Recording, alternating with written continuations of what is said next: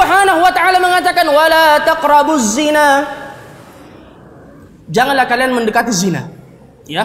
Makanya syariat hijab, ikhwani fillah, yaitu untuk menjaga kehormatan kita, untuk melindungi baik wanitanya, begitu pula laki-lakinya. Ya.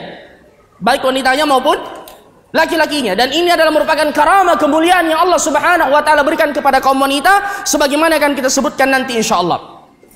Kemudian yang terakhir, ya, dan juga untuk menjaga kehormatan, Allah Subhanahu wa taala memberikan hukuman kepada orang yang menuduh wanita-wanita baik melakukan perbuatan zina dengan hukuman cambuk 80 kali cambukan yang disebut dengan haddul qadfi.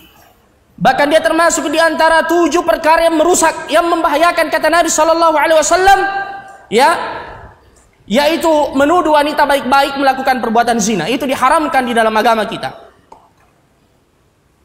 Apalagi yang disebut dengan az-zina itu sendiri, ya. Na'udzubillahi min dzalik. Diharamkan juga, ikhwani, yang disebut dengan al-musafahah, berjabat tangan dengan wanita ajnabiyah yang bukan mahram kita. Ya. Semuanya ini lihifzi al-'ard atau an-nasl, menjaga kehormatan kita, ikhwani fillah. Jangan lagi ada yang mengatakan yang penting itu Ustaz hijab hati, ya. Kali ini kan cuma kulitnya saja, hati yang penting dihijabi. Siapa yang lebih baik hatinya dari Rasulullah sallallahu alaihi wasallam? Ya, Aisyah mengatakan ma massat yadun Nabi sallallahu alaihi wasallam imra'atan qat. Tangannya Nabi tidak pernah menyentuh wanita siapapun yang bukan mahramnya. Bahkan beliau mengatakan ditusuk dengan paku besi lebih baik daripada menyentuh wanita yang bukan mahram. Bagaimana kalau misalnya dia adalah nenek-nenek tua? Ustaz, apa hukumnya? Apakah hukumnya sama? Syekh bin Baz, Syekh Utsaimin mengatakan sama hukumnya.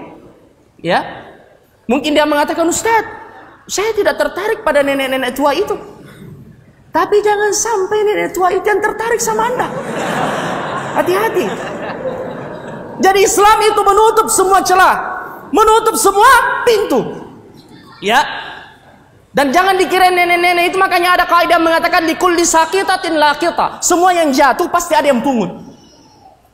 Semua yang jatuh pasti ada yang pungut. Subhanallah. Makanya berhati-hati. Jadi subhanallah, syariat ini diturunkan oleh Allah Subhanahu wa taala, wa huwa a'lamu bina. Allah lebih tahu tentang kondisi dan keadaan kita. Allah yang menciptakan kita. Makanya tunduk dan patuhlah pada aturan Allah. Tidak usah lagi kemudian mengedepankan akal. Apalagi kalau dianggap dirinya cendekia, terpelajar, kemudian tinggi sekolahnya. Tidak ada gunanya sekolah yang tinggi kalau pada akhirnya mengkritisi syariat Allah Subhanahu wa taala.